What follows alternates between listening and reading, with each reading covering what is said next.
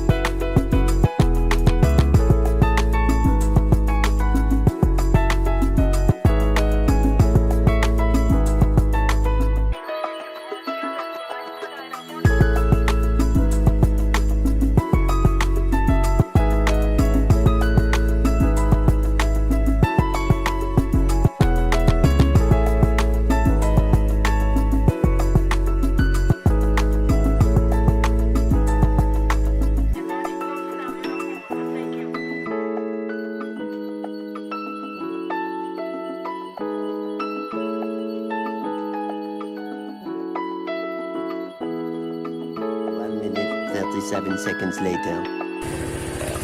Tapos ipagpunta mo doon pa, diretso mo nang mabilis pasok.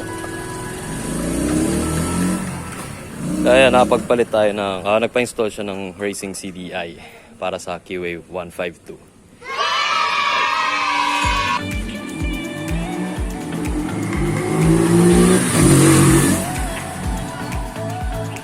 Alright. 1 minute 37 seconds later.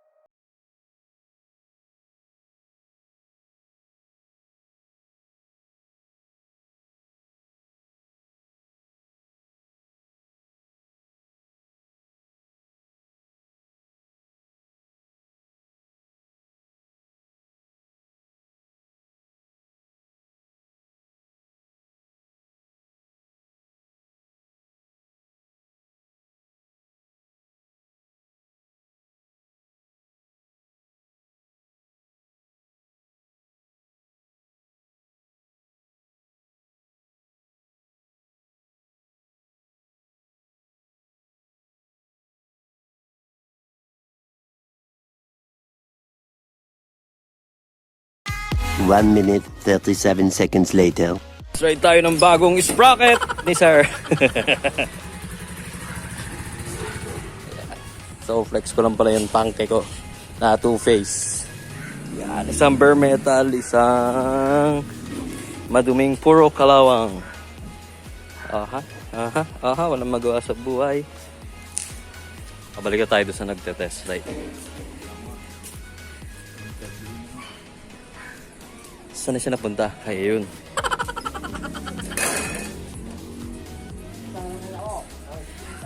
Yun lang, may ano, kasalubong. So, diretso mo ulit doon, Paps. Tapos bawi ka pa ganun. So, in-install natin sa kanya is 1544. Available dito kay Paps Henry sa piyesa ni Henry. Tapos, yun, front fender. Kasi nagpalit na ng fender si Keeway. Ayun, ang upuan pala. Upuan. Hindi, gulong. Gulong ni Keeway.